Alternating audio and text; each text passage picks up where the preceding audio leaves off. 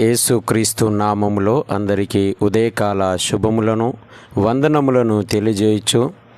ఈరోజు వాక్య ధ్యానమును మీతో కలిసి ధ్యానించుటకు, విశ్లేషించుటకు ప్రేమపూర్వకంగా ఈ వాక్య ధ్యానములోనికి మిమ్ములను ఆహ్వానిస్తూ ఉంటున్నాను.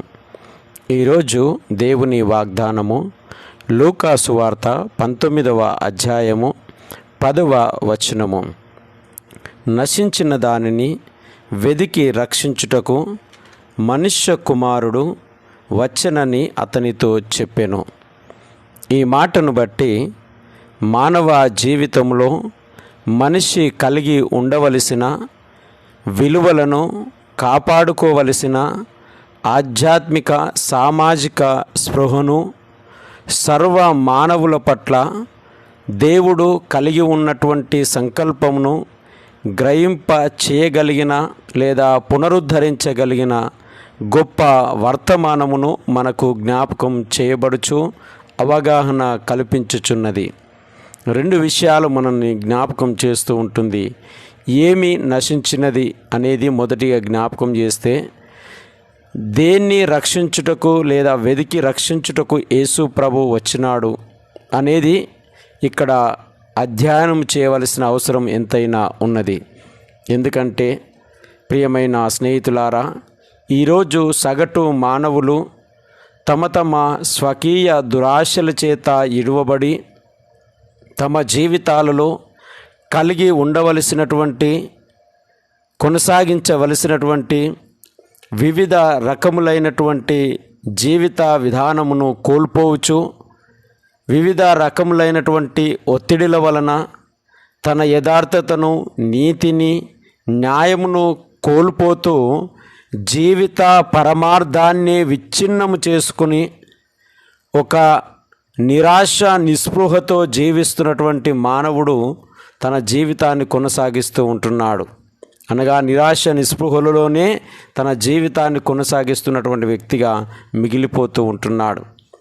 ఉదాహరణకు మనం చూసినప్పుడు ఈరోజు మానవుని పరిస్థితి ఏముందంటే, నీవు అలాంటి వాడవు, నీవు ఇలాంటి వాడవు, లేదా దుర్మార్గుడవు, పాపాత్ముడవు అని మొదలైనటువంటి పదముల ద్వారా ఈరోజు మనిషిని పిలుస్తూ ఉంటున్నారు, గుర్తిస్తూ ఉంటున్నారు. అంటే మానవుని యొక్క స్థాయి ఏ స్థాయికి దిగిపోయింది అనేది ఇక్కడ జ్ఞాపకం చేయబడుతూ ఉంటుంది. అందుకే ఒక వ్యక్తి ఎంత మంచివాడు అయినప్పటికీ తన యొక్క స్వకీయ క్రమశిక్షణను కోల్పోయినటువంటి, మనస్సాక్షిని కోల్పోతున్నటువంటి జీవితం ద్వారా, లేదా తాను అనుభవిస్తున్నటువంటి పరిస్థితుల ద్వారా తన యొక్క ఐడెంటిటీని కోల్పోతూ బ్రతకాల్సినటువంటి జీవితము ఇదిగో ఈరోజు మానవుడు ఎదుర్కొంటూ ఉంటున్నాడు. ఇట్టి సందర్భంలో ఈరోజు వాగ్దానమును గమనించినప్పుడు కూడా జక్కయ్య అనగా అతని పేరుకున్నటువంటి అర్థము పవిత్రుడు లేక నిర్మలుడు.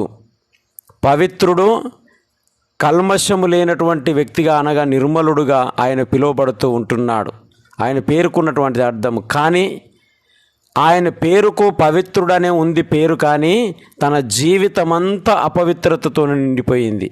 ఎందుకనగా అతడు రోమా ప్రభుత్వ ఉద్యోగిగా, అతడు నియమించబడినది మొదలు ఆ సుంకము వసూలు చేయువానిగా అనగా పన్నులు వసూలు చేయువానిగా ఉన్నప్పటికీ ఇతని యొక్క జీవిత ప్రయాణము ఏ విధంగా సాగుతుందయ్యా అని ఆలోచన చేసినప్పుడు అక్రమంగా, అన్యాయంగా, బలవంతంగా పన్నులను వసూలు చేయుచు ఇదిగో తాను మనుషులను, ప్రజలను పీడిస్తూ జీవిస్తున్నటువంటి వ్యక్తిగా మిగిలిపోయినట్లు మనకు కనబడుతూ ఉంటున్నది.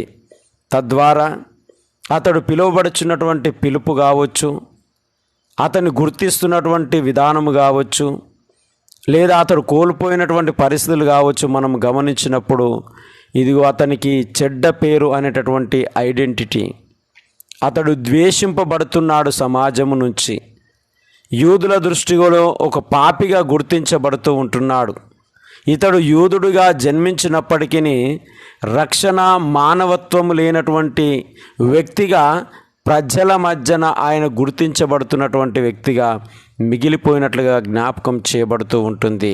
కాబట్టి యేసుక్రీస్తు ప్రభుల వారు జ్ఞాపకం చేస్తూ ఆ యొక్క పారాగ్రాఫ్ అంతట్లో నశించిన దానిని వెదికి రక్షించుటకు మనుష్య కుమారుడు వచ్చినాడు అని తాను ఆ దినమున ఆయన గుర్తించబడుతున్నటువంటి విధానమును బట్టి, ఎందుకంటే ఆయన పాపిగా పిలువబడుతూ ఉంటున్నాడు, అతడు అన్యాయస్తుడిగా పిలువబడుతున్నాడు, అతడు అపవిత్రుడుగా పిలువబడుతూ ఉంటున్నాడు, అతడు ప్రజలను పీడిస్తున్నటువంటి వ్యక్తిగా పిలువబడుతూ ఉంటున్నాడు.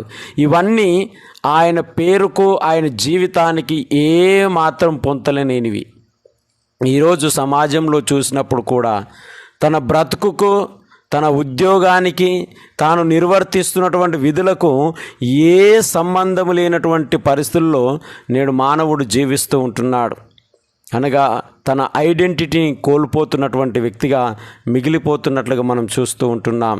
కాబట్టి అతనికి ఉన్నటువంటి సమస్యలను గమనించినప్పుడు కూడా సమాజంలో ఒక గౌరవం లేనటువంటి బ్రతుకు, తన శారీరకంగా పొట్టివాడు, సమాధానము నెమ్మది లేనటువంటి బ్రతుకుతున్నాడు. ఎందుకంటే ఆయన డబ్బు వసూలు చేసినప్పటికీ, అతడు ధనవంతుడుగా ఉన్నప్పటికీ తన జీవితంలో నెమ్మది లేదు, సమాధానము లేదు. విశ్వాస ఆధ్యాత్మిక రక్షణ లేనివాడుగా ఆయన మిగిలిపోతూ ఉంటున్నాడు. అంతేకాకుండా అతడు మానసిక బాధను అనుభవిస్తూ ఉంటున్నాడు. ఒక నైతిక విలువలు లేనటువంటి దౌర్భాగ్య పరిస్థితిని అతడు ఎదుర్కొంటున్నట్టుగా మన జ్ఞాపకం చేయబడుతూ ఉంటుంది.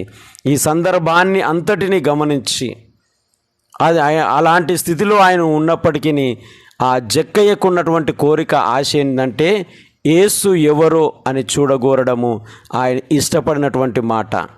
యేసు ఎవరో అని చూడగోరి ఆయన చూడడానికి మేడి చెట్టు ఎక్కినప్పుడు యేసు ఆయనను దాటిపోలేదు.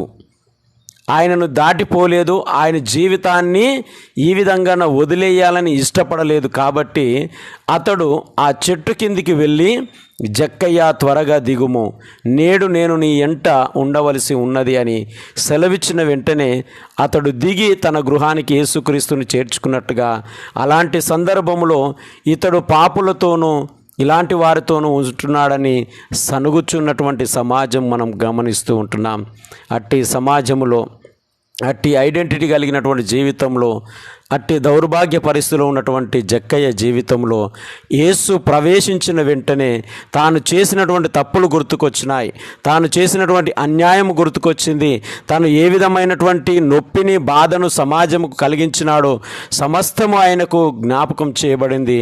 వెంటనే అతడు పలుకుతున్నటువంటి మాట ఏంటంటే, నేను ఎవరి దగ్గరైనా అన్యాయముగా దోచుకుంటే ఇదిగో నేను నా దగ్గర ఉన్నటువంటి 4 అంతలు చెల్లిస్తాను, ఇదిగో సగభాగం వారికి ఇచ్చేస్తాను, పేదలకు, బీదలకు అని జ్ఞాపకం చేయబడుతూ ఉంటుంది. అనగా ఏ ఐడెంటిటీతో జీవించాల్సినటువంటి వ్యక్తి ఏ ఐడెంటిటీకి దిగజారిపోయినాడు, తిరిగి అతడు పాపములు లేదా బలహీనతలు ఒప్పుకొనడం ద్వారా తిరిగి తన మొదటి ఐడెంటిటీకి, గుర్తింపుకు ఏ విధంగా ఆయన తనను పునరుద్ధరించుకోగలిగినాడు అనే సందేశము ఇక్కడ జ్ఞాపకం చేయబడుతూ ఉంటుంది.